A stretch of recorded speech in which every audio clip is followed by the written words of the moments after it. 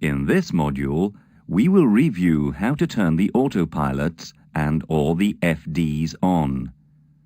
First, let us review how to engage the autopilot. Autopilot on. You are the captain and pilot flying. The autopilot is an assistance to the pilot to fly the aircraft. The autopilot works within the aircraft normal flight envelope. Therefore, the pilot can turn it on whenever the aircraft is within this flight envelope. Here, we are just airborne, above 100 feet from the ground. Engage Autopilot 1. The FMA confirms the engagement of Autopilot 1. As a general rule, when the captain is pilot flying, Autopilot 1 is used. When the first officer is pilot flying, Autopilot 2 is used. This ensures that each autopilot will be alternatively operated. The autopilot can be used just after liftoff from, say, 100 feet until the end of the landing rollout. In most cases, only one autopilot can be engaged at a time. However, in case of an ILS automatic approach, both autopilots may be turned on at the same time. This ensures the best level of redundancy required to safely achieve auto lands, auto rollouts, or low-altitude go-arounds. As a consequence, once cleared for an ILS approach, the pilot presses the approach push button to arm localizer and glide slope modes. The second autopilot may then be turned on. A P2 push button has been pressed to on. The FMA confirms the engagement status of both autopilots, as well as the resulting level of redundancy achieved, dual. This will dictate the minimum possible DH. You will see this in more detail in the guidance mode modules. Now, let us review how to disconnect or turn the autopilot off. You are now flying an automatic approach. When in sight of the runway, you decide to take over manually. To turn the autopilot off, you press the red Autopilot Disconnect push button, also known as Takeover push button, located on either side stick. The weather is fine. You are number 1 for approach. Disconnect the autopilot.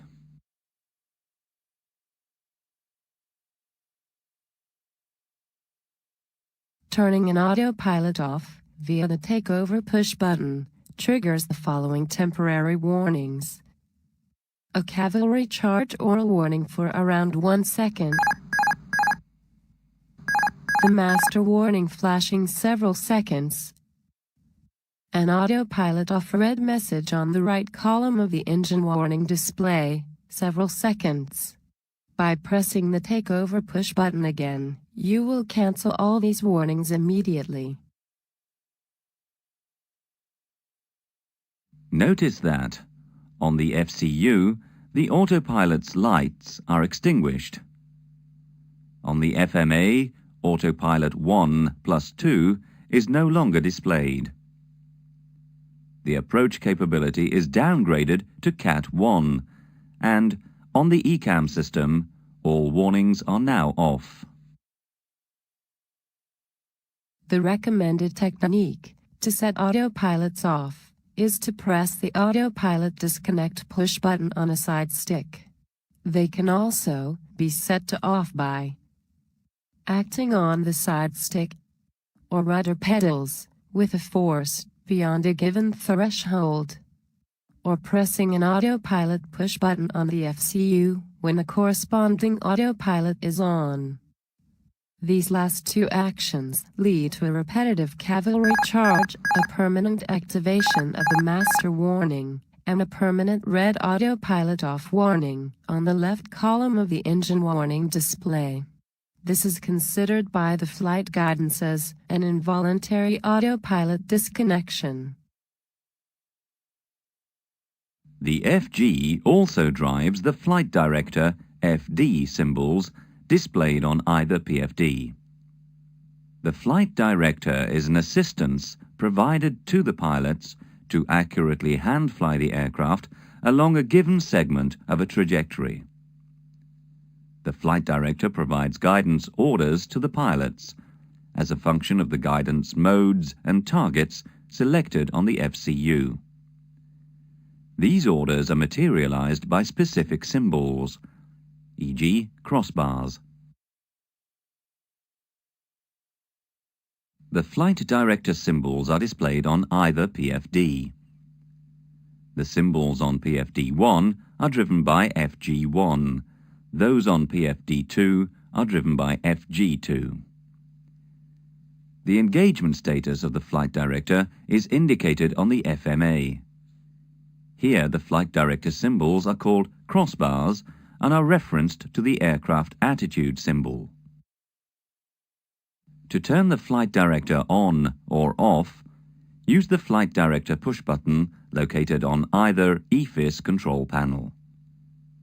When a Flight Director is on, the green bars of the corresponding push button are illuminated. Here both FDs are on. Let's turn them off.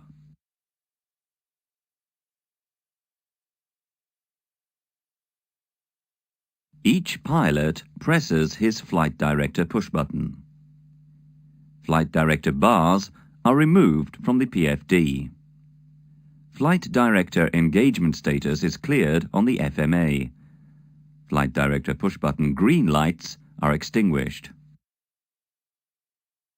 Note that we have switched the Autopilot 1 off for you.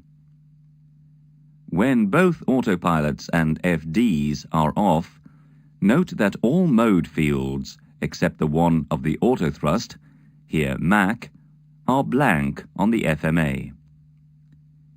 It is important to notice that if both FDs are set to off, while autopilots are off, autothrust, if active, is automatically in speed mode or Mach mode. Let's now turn the FDs back on. Suppose that the captain presses his Flight Director push button first, and then the first officer. Flight Director 1 is on. The crossbars are displayed on PFD1. The FMA on both PFDs indicates 1 Flight Director as Flight Director engagement status, meaning that only Flight Director 1 is on. The Flight Director 1 associated modes. Notice that Flight Director 1 push button illuminates in green on the EFIS control panel. Let us now turn the first officer's Flight Director back on. Note, when both autopilots and FDs are off, and you turn one of them back on again, it comes up in basic modes, vertical speed heading, or flight path angle track. Both FDs are now on. The crossbars are displayed on PFD2. Both FMAs indicate 1 Flight Director 2 as Flight Director engagement status, meaning that both FDs are on. The on-side Flight Director guidance modes. Note that Flight Director 2 push button illuminates in green on the EFIS control panel. As a general rule, it is strongly recommended to set both FDs on or off at the same time. Let's review the Flight Director symbols. The Flight Director crossbars are 2 independent bars, referring to the aircraft attitude symbol, a horizontal bar, indicating the pitch command, and a vertical bar, indicating the roll command. The roll bar is replaced by a yaw bar index for takeoff and landing roll-out functions from an ILS-equipped runway. The yaw bar helps the pilot to properly track the localizer on ground while in low visibility condition. The principle of the Flight Director crossbars has been reviewed in the EFIS module. Let's review another Flight Director symbology. We have seen the flight director crossbar symbology, referring to the aircraft attitude symbol. The other flight director symbology refers to the flight path vector, FPV or bird. The bird can be displayed on/off on the PFD by pressing the heading vertical speed track flight path angle push button on the FCU. Click on the heading vertical speed track flight path angle push button. Notice that on the PFD, the bird is now displayed. On the FCU, the indications have been modified to reflect the change to track flight path angle. Let's have a closer look at the PFD. The flight path vector, FPV, is displayed. The crossbars are removed and replaced by the flight path director, FPD, referenced to the flight path vector.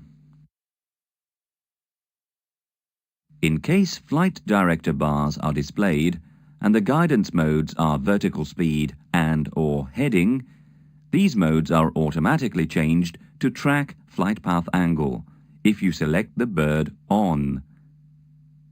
Have a look while we do this for you. First, check that flight path vector is displayed. You can see that the mode changes are outlined on the FMA with white boxes.